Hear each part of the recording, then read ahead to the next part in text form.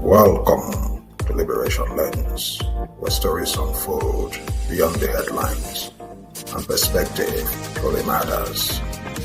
History isn't finished, it's unfolding. This is Liberation Lens. Perspective matters. Since its establishment in 1949, the North Atlantic Treaty Organization, widely known as NATO, has frequently been portrayed as the cornerstone of peace and security in the Western world. Born in the aftermath of a devastating global war, NATO promised collective security, stability, and democratic freedom to its member nations. Yet, beneath the surface of this reassuring narrative lies a complex and often controversial history, rooted deeply in the ideological battlefields of the Cold War. NATO emerged not merely as a defensive alliance, but explicitly as a strategic counterweight to the communist Soviet Union. Its creators, predominantly the United States and its Western European allies, viewed communism as an existential threat. Not only to their political stability but also to their foundational economic philosophy. And this philosophy is capitalism. Therefore, at its heart, NATO's mandate was less about global peace and more about securing capitalist dominance and the strategic interests of Western powers. Throughout its history, NATO's interventions and strategic maneuvers have underscored its fundamental purpose: to consolidate Western influence, promote economic interests, and subtly maintain a hierarchical global order. But, has this alliance truly served global peace, or has it perpetuated global divisions, replacing overt colonial ambitions with subtler, yet equally powerful geopolitical control? In this episode of Liberation Lens, Perspective Matters, we take an in-depth, critical journey into NATO's past and present. We interrogate its original intentions, explore its evolution, and critically examine how its existence continues to shape international politics and the balance of global power. This is Liberation Lens, Perspective Matters. We begin with the question, who created NATO? Well, NATO was established by Western capitalist countries led primarily by the United States, Canada, and the United Kingdom. On April 4, 1949, 12 nations signed the North Atlantic Treaty in Washington, D.C. These founding countries included the United States, Canada, United Kingdom, France, Belgium, Netherlands, Luxembourg, Denmark, Iceland, Italy, Norway, and Portugal. Remember that NATO was formed shortly after World War II, at the dawn of the Cold War. Note that the Cold War was a political, ideological, and economic rivalry between two competing worldviews.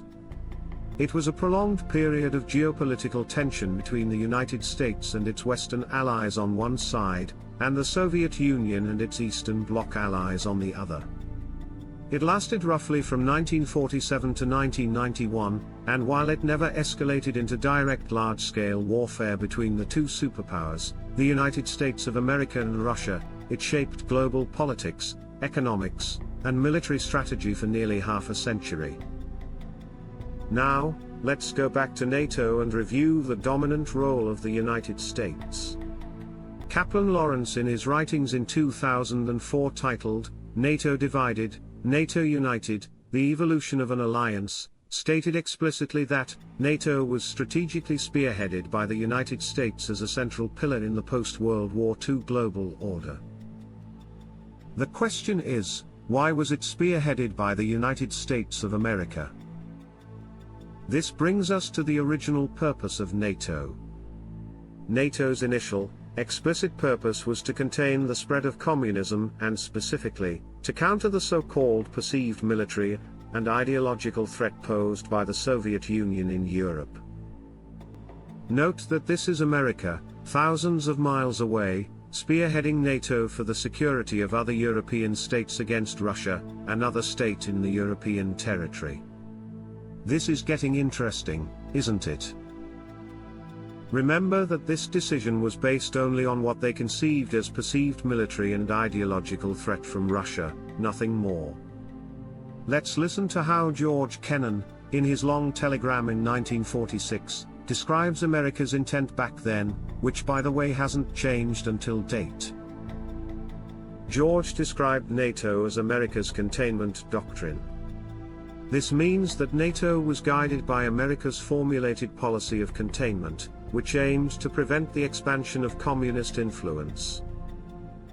Remember that communism is just another political, ideological, and economic perspective, which by the way, is not any worse than capitalism. Take it from me. You can take that to the bank. So, NATO thus served as a military embodiment of the West's commitment to preserving the so-called capitalist democracies from communism. According to George Kennan in his article, Sources of Soviet Conduct, in Foreign Affairs, NATO essentially was positioning itself as an ideological and military opposition to the Soviet Union and Eastern Bloc countries. With these in mind, we must now ask the question, how then was NATO's original purpose pursued? NATO pursued its objectives through a clear strategic and operational framework. NATO's Article 5, Collective Defense, states, an attack on one member is considered an attack on all. This was intended as a deterrent against some perceived potential Soviet military aggression.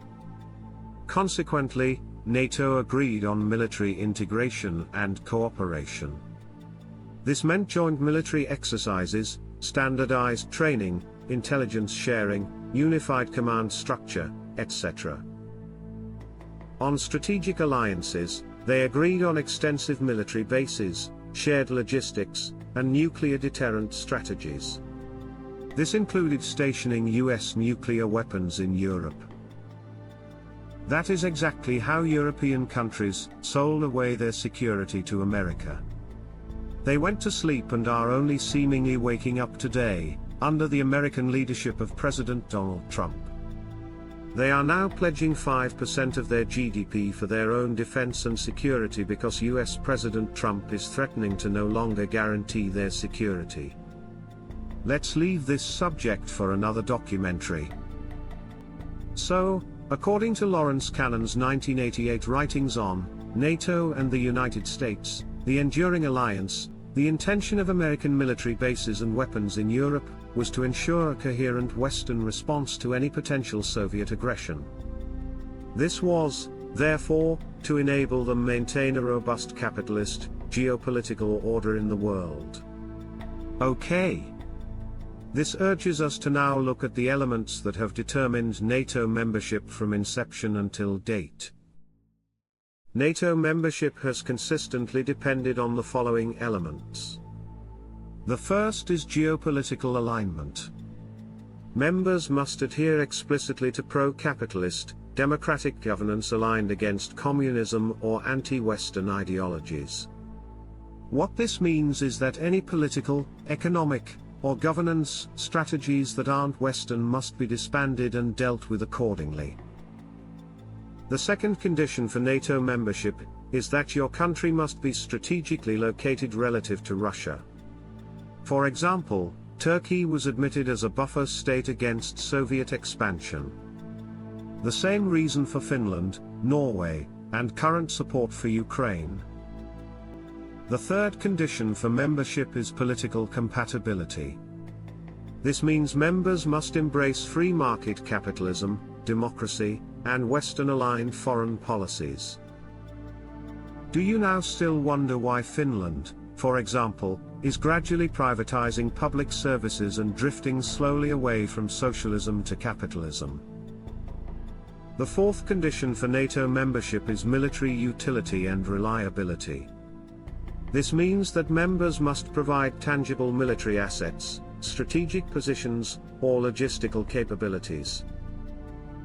In fact, in 2021, Mary Elise Serrati in her writings titled, Not 1 Inch, America, Russia, and the Making of Post-Cold War Stalemate, pointed to the fact that the expansion of NATO in the early 1990s with former Warsaw Pact countries, like Poland and Hungary post-Cold War, explicitly signaled NATO's geopolitical encroachment eastward as a deliberate containment and weakening of Russian influence. Let's now delve into how NATO's purpose and workflow has developed over time. Note that with the end of the Cold War and the collapse of the Soviet Union in 1991, NATO strategically repositioned itself while maintaining its core ideological opposition to any perceived anti-Western threats.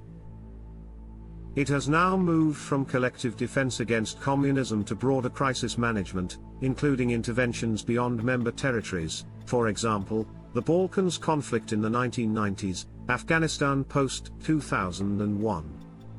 It has strategically incorporated Eastern European and Baltic states formerly within the Soviet sphere, explicitly pushing geopolitical boundaries eastward.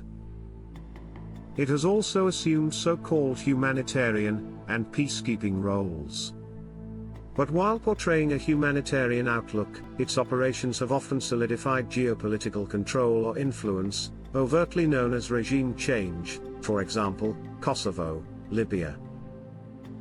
As explained by Mary Elise Serrati, NATO's post-Cold War expansions and interventions represented not merely defense, but active geopolitical reshaping to consolidate Western dominance, reinforcing capitalist order globally.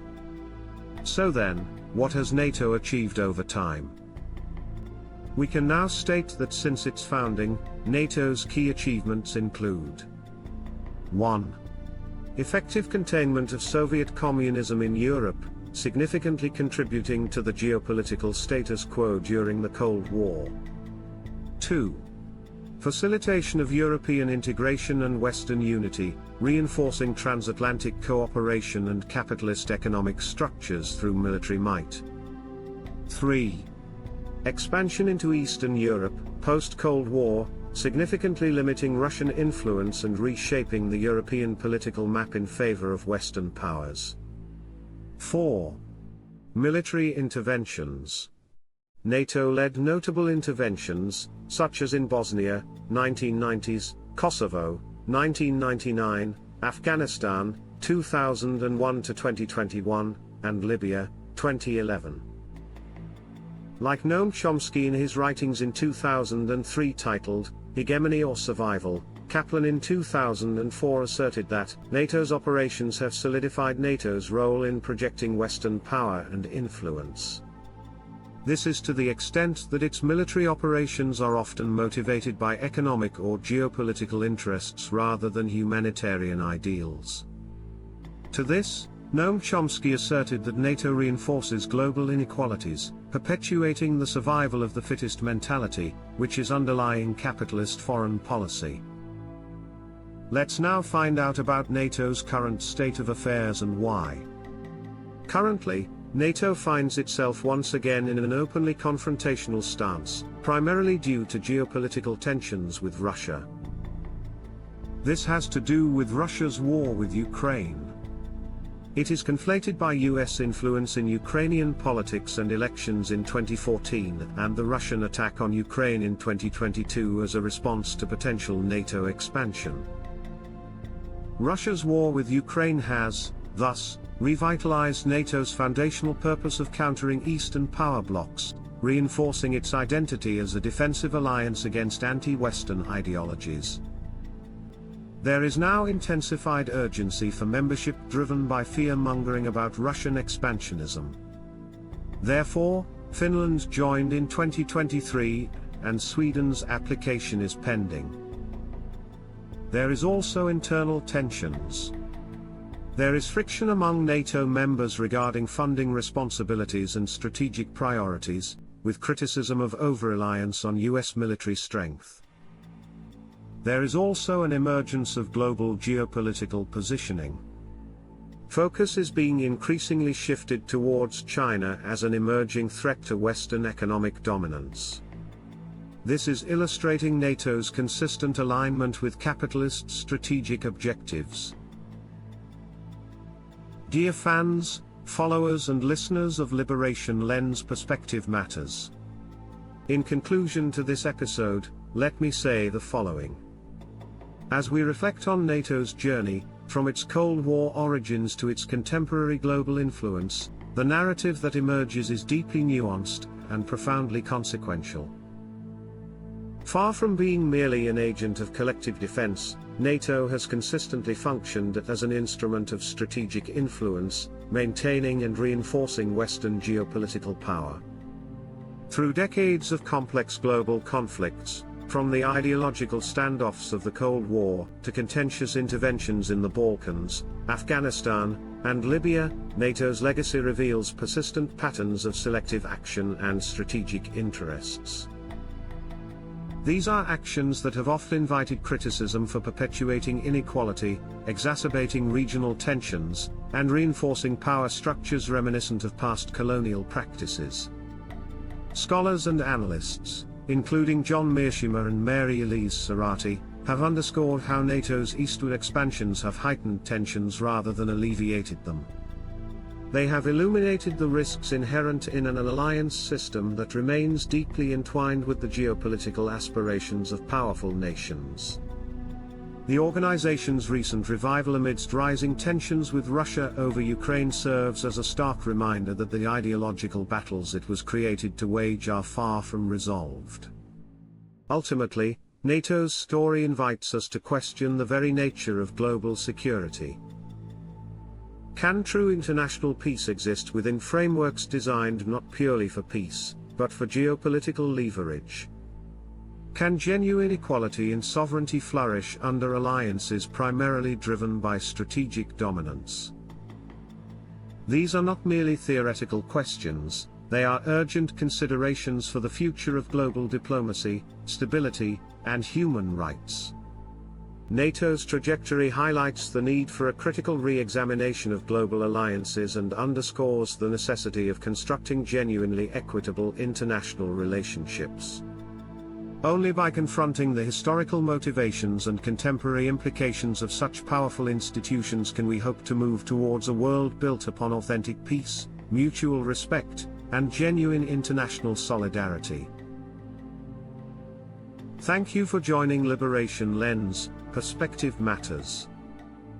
As always, our perspective shapes our future. You have just seen the world through a different lens. Subscribe, comment, share, and help amplify voices that deserve to be heard. Until next time, keep looking deeper. Liberation Lens, Perspective Matters.